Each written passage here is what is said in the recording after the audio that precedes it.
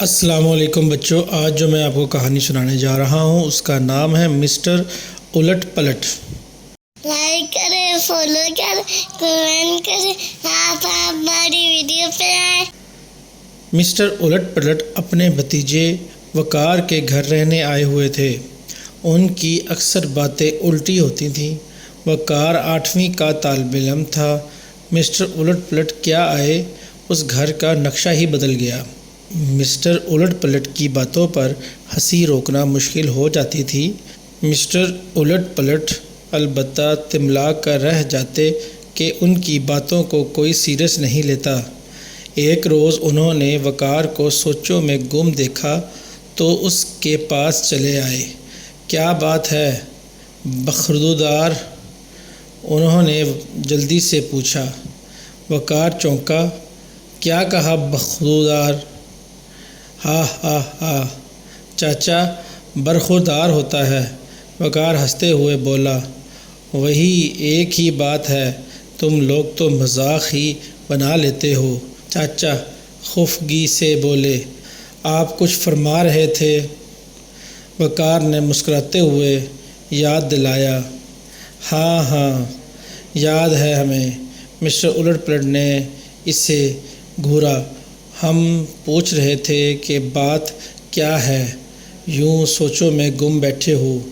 وہ چاچا میری سمجھ میں نہیں آ رہا کہ کون سے مضمون کا انتخاب کروں۔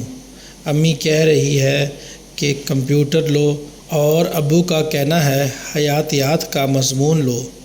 9ویں میں کوئی ایک منتخب کرنا ہوتا ہے۔ وقار نے اپنی پریشانی بتا دی۔ لو یہ کون سی مشکل بات ہے، کمپیوٹر لو۔ میاں کمپیوٹر بہت فائدے میں رہو گے۔ چاچا فوراً بولا۔ لیکن چاچا کمپیوٹر سے مجھے نیند آتی ہے۔ ارے کیسے طالب علم ہو تم، لڑکے تو کمپیوٹر ہی لیتے ہیں۔ ارے حیاتیات میں پودوں کا آپریشن کر کے کون سا گولڈ میڈل مل جائے گا؟ مسٹر الٹ پلٹ غصے میں لال ہو گئے۔ لیکن چاچا وہ دلچسپ مضمون ہے، کمپیوٹر کے بارے میں پڑھ پڑھ کر دماغ خراب کرنے سے تو بہت بہتر ہے۔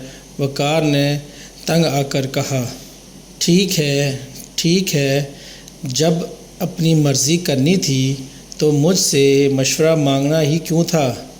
تمہیں رشکے میں بٹھانا اور اونٹ کو سمجھانا ایک ہی بات ہے۔ مسٹر الٹ پلٹ کہتے ہوئے اٹھے اور باہر نکل گئے، جبکہ وقار ہنس ہنس کر لوٹ پوٹ ہوتا جا رہا تھا۔ Please subscribe my channel, press the bell button, like and share. Thank you for watching.